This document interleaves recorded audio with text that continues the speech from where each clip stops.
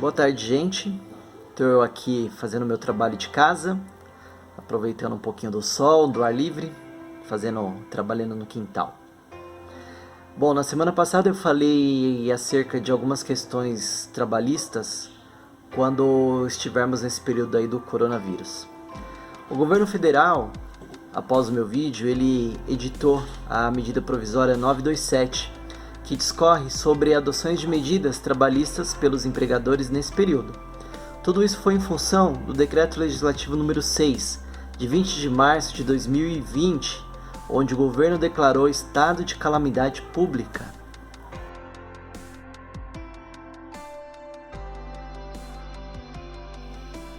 Primeiro ponto, vamos entender um pouquinho o que é a medida provisória. A medida provisória, ela é uma norma que tem força de lei. Ela é editada pelo Presidente da República. A Constituição Federal prevê lá no seu artigo 62, em caso de relevância e urgência, o Presidente da República poderá adotar medidas provisórias com força de lei, devendo submetê-las de imediato ao Congresso Nacional. Ou seja, apesar da MP ter força de lei, ela é necessária que seja submetida à análise, apreciação e avaliação do Congresso Nacional, que futuramente ela é convertida em lei ordinária. Nesse período, a medida provisória ela vai ter validade de 60 dias e pode ser prorrogada pelo mesmo período. Com a medida provisória, alguns aspectos na relação de trabalho mudaram. Aquele vídeo que eu fiz anteriormente tem algumas observações que nós vamos fazer agora, pois se trata de medida de urgência e necessidade. Então, em função disso, vieram algumas alterações aí.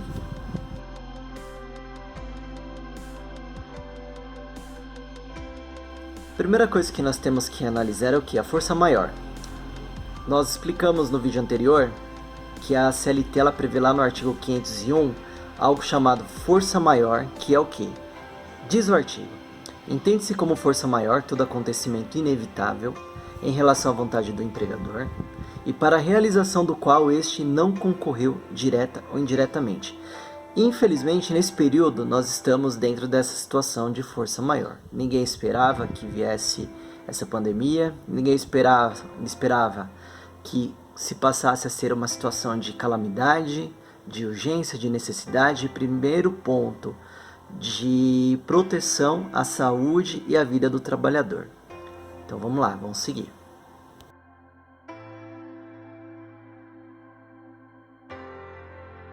O primeiro ponto a ser observado é o teletrabalho. O teletrabalho ele já existe, tá? Não é uma novidade. Com a reforma trabalhista ele passou a ser regulamentado. Significa o quê? Que a pessoa ela vai trabalhar de casa, é o homework. E com a medida provisória, o que mudou? A CLT ela previa que para que substituísse o regime de trabalho presencial para o teletrabalho, as partes deveriam formalizar um aditamento no contrato de trabalho. Com a medida provisória, agora não é necessário o aditamento. O que cabe ao empregador é fazer uma comunicação antecipada de 48 horas ao empregado de que ele está alterando o regime. Lembrando que essa alteração é provisória, tá? Enquanto perdurar a medida, enquanto perdurar o estado de necessidade à força maior, o contrato de trabalho ele pode ser, na verdade, alterado. Terminando esse período, o empregador ele vai fazer o retorno, juntamente com o empregado, para a forma anterior ou continuar como está. É claro que futuramente deve haver uma formalização, tá? A princípio, então, não preciso mais do aditamento ao contrato de trabalho. Os equipamentos para a elaboração desse serviço à distância ficarão sob encargo do patrão. Caso o trabalhador ele não tenha esses equipamentos disponíveis em casa, o empregador ele tem a responsabilidade de estruturar a base de trabalho. Os equipamentos eles serão fornecidos por comodato, ou seja, por empréstimo, e todo o encargo disso daí é pelo patrão. Ah, mas o patrão não forneceu e eu também não tenho. Então, nesse caso, o empregado ele vai ficar à disposição do empregador dentro da casa dele. Se não tem o equipamento, o risco do negócio é do patrão. Então, o empregado está à disposição, ele deve receber por seus salários nesse período.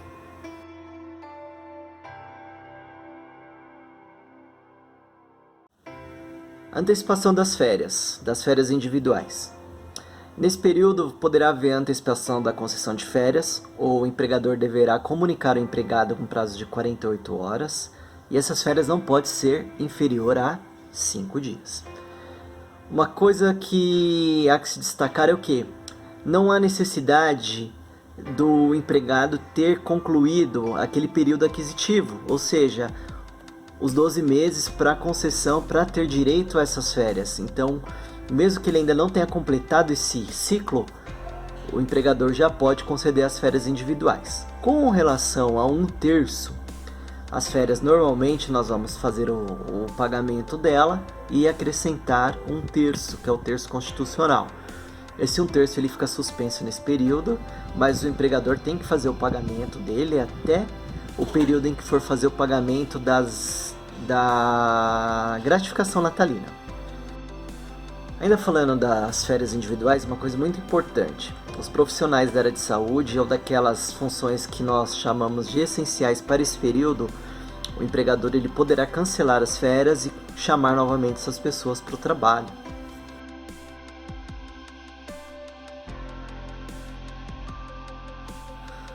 Temos as férias coletivas.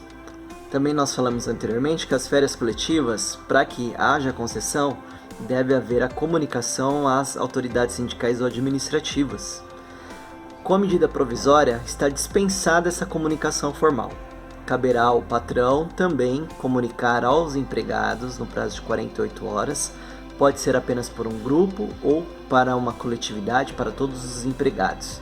Nesse período, então, fica dispensada a comunicação das férias coletivas às autoridades sindicais ou administrativas.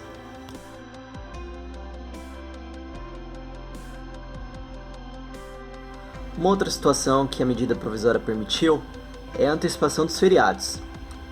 Quando começou o ano, tinha muita gente comemorando que o ano de 2020 seria um ano repleto de feriados prolongados.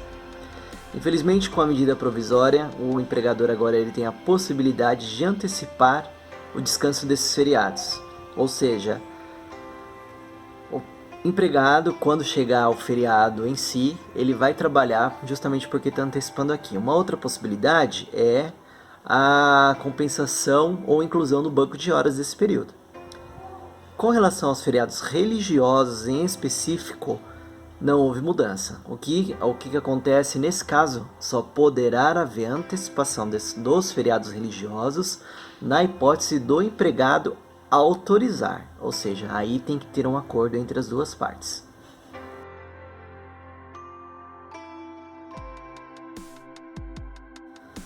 Banco de horas, o famoso banco de horas, ele poderá ser utilizado nesse período. Nesse caso, deverá ser estabelecido através de um acordo coletivo ou de um acordo individual formal. O pagamento desses bancos de horas ou a sua compensação ela deverá ser feita num período de até 18 meses, cessado o estado de calamidade. Nesse período, a compensação, a recuperação de horas poderá ser feita mediante acréscimo de 2 horas diárias, desde que essas 2 horas não ultrapasse 10 horas de trabalho por dia.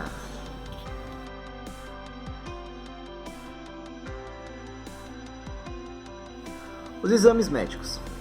Nesse período, os exames médicos periódicos foram suspensos, a não ser que o médico do trabalho determine e formalize a justificativa e a real necessidade de realização desses exames. Com relação ao exame demissional, se o empregado ele tem algum exame feito pelo médico do trabalho, feito a pedido da empresa, com data anterior em até 180 dias, também está dispensado do exame médico demissional, mas tem que estar dentro desse prazo de 180 dias.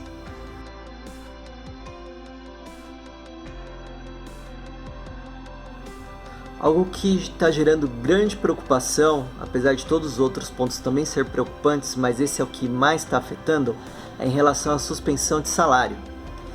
Nesse período, o empregador poderá suspender o contrato de trabalho por até 4 meses. Durante essa suspensão, ele deverá inscrever o trabalhador num programa ou num curso de qualificação não presencial. Se ele não fizer a inscrição nesse curso, aí ele deve continuar efetuando o pagamento dos salários. O que vai acontecer aqui? Então, em contrapartida, deverá haver a inscrição no programa de qualificação. A suspensão ela vai dispensar um acordo coletivo. Ela pode ser individual ou para um grupo, tá? Então, depende, a empresa ou o empregador poderá avaliar isso daí, deverá ser registrada na carteira de trabalho, seja a carteira de trabalho física ou a carteira de trabalho eletrônica. Ou seja, fiquem ligados, se nesse período o empregador não inscrever no programa de qualificação ou um curso de qualificação profissional, ele é obrigado a fazer o pagamento dos salários. Então não me venha com justificativa de que suspendeu o contrato que não vai pagar nada. Tem essa contrapartida. Lembrando que é algo muito importante, além do curso de qualificação, o empregador deverá fazer o pagamento de uma ajuda compensatória, que não tem natureza salarial, tá? Significa o quê? Que essa ajuda compensatória não vai refletir em 13º, em férias, fundo de garantia, não vai ter recolhimento de INSS sobre esse valor. É uma ajuda compensatória, ok?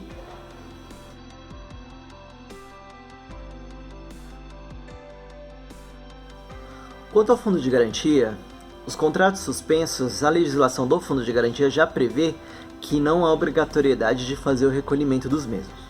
Então, automaticamente, se esses contratos forem suspensos, também não haverá recolhimento do fundo de garantia. Para aqueles contratos que não estarão suspensos, está dispensada a obrigatoriedade do recolhimento dos meses de março, abril e maio deste ano. Não significa que haverá um calote. Passado esses meses, o empregador ele deverá providenciar o recolhimento e ele tem a oportunidade de fazer o parcelamento. Lembrando que dessa suspensão não haverá incidência de correção monetária, multa ou juros em face ao empregador. Bom pessoal, fica aí as minhas considerações. No que eu puder ajudar, conte conosco. Pode nos procurar através das redes sociais, Instagram, Facebook, ou pelo WhatsApp ou nosso e-mail. O escritório Rodrigues Oliveira continua à disposição de vocês, independente de estarmos fechados presencialmente, a equipe toda está trabalhando. Um forte abraço, fiquem com Deus.